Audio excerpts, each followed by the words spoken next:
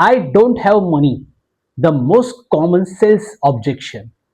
It's time to handle smartly.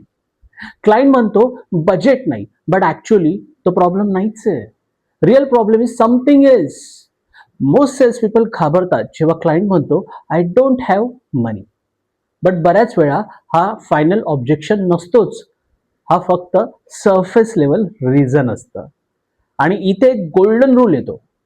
He people don't see value, they say they don't have money.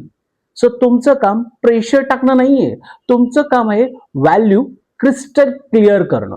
Step 1, reassure, trust build करा.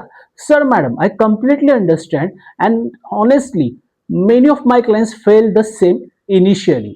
Step 2, shift the conversation to value.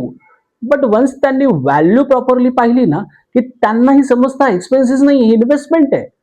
Ask this question. May I understand, is it really the money or you are not fully convinced about the value yet? This question instantly opens honest conversation. Step 3, reframe. परत value दाखवा. आपल्या प्रॉब्लेमचं cost आणि सोल्युशनचं cost यांना compare करा.